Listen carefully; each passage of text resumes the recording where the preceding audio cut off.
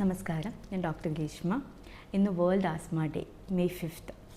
Latest report അനുസരിച്ച് ഇന്ത്യയിൽ തന്നെ ഏകദേശം 35 മില്യൺ ജനങ്ങളെ എഫക്റ്റ് ചെയ്യുന്ന വളരെ കോമൺ ആയിട്ടുള്ളൊരു നോൺ കമ്മ്യൂണിക്കബിൾ ഡിസീസാണ് ആസ്മ.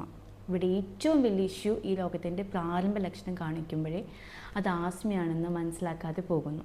ഇന്നത്തെ ആധുനിക പഠനം പറയുന്നത് 10ൽ 1 കുട്ടിക്ക് ആസ്മ ഉണ്ട് എന്നതാണ്. ഇത്ര ചെറുപ്പത്തിലെ ഇത്തിരി ശ്രമിച്ച് സുഖമായിട്ട് ആയുർവേദം കൊണ്ട് ചികിത്സിച്ച് മാറ്റാവുന്ന ഒരവസ്ഥയെ അണ്ടർ ഡയഗ്നോസ്ഡ് ആയി പോകുന്നത് കൊണ്ട് പിന്നീട് ഇതൊരു മൂർച്ഛിച്ച അവസ്ഥയിലേക്കാണ് ചെന്നെത്തുന്നത്. ആസ്മ എന്ന അസുഖം 70% വരുന്നത് ജനറ്റിക്കലിയാണ്. ബാക്കി 30% ആണ് ബാക്കിയുള്ള ഫാക്ടേഴ്സ് ലൈക്ക് നമ്മുടെ എൻവയോൺമെൻറ്റ്, പൊല്യൂഷൻ, പൊടി, പുക, തണുപ്പ് എന്നിവ കൊണ്ടുണ്ടാവുന്നത്.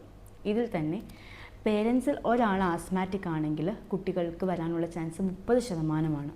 2 പേരൻസും ആസ്മാറ്റിക് ആണെങ്കിൽ 70% വരെ കുട്ടികൾ ആസ്മാറ്റിക് ആവാനുള്ള ചാൻസ് ഉണ്ട്. ഇതിൽ പാരൻസ് ഡയഗ്നോസ്ഡ് ആണെങ്കിൽ കുട്ടികളുടെ പ്രാരംഭ ലക്ഷണങ്ങളായ വിട്ടുമാറാത്ത തുമ്മൽ, ചുമ, കഫക്കെട്ട്, ഇടയ്ക്കിടയ്ക്കുള്ള ശ്വാസതടസ്സം, പിന്നെ കിതപ്പ് ഇതൊക്കെ കാണിച്ചു തുടങ്ങുമ്പോഴേ നിങ്ങൾ ശരിയായ ചികിത്സ നേടുക. Thank you. Together we can breathe easier.